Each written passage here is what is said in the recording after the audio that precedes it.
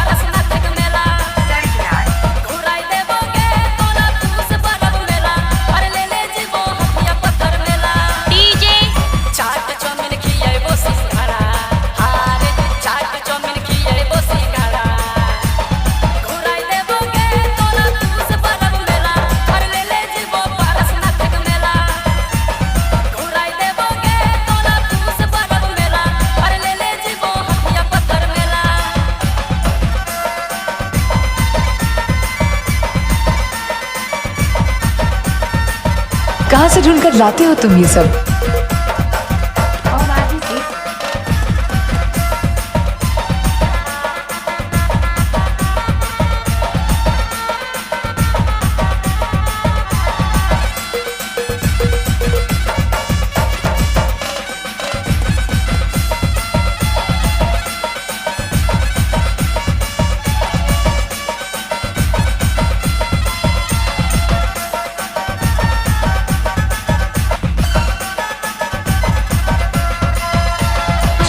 घर बतोहा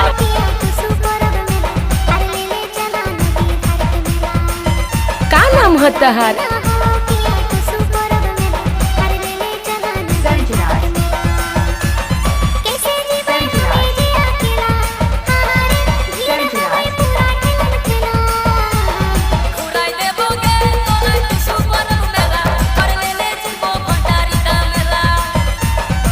गणपत बजाते रहना यार। हमारी मिक्सिंग तो सबसे अलग है।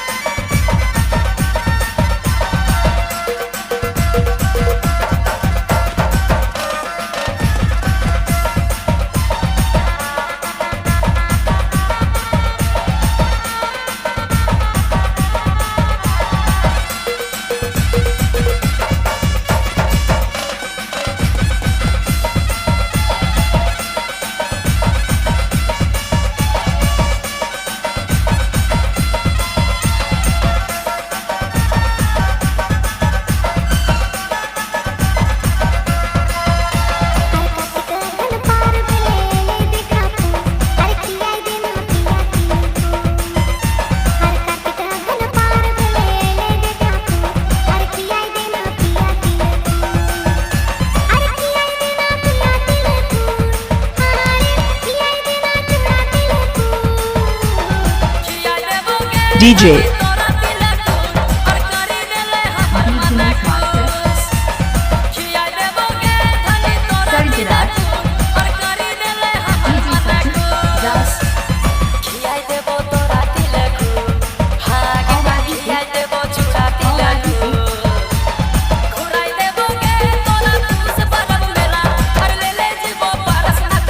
हमारी मिक्सिंग तो सबसे अलग है।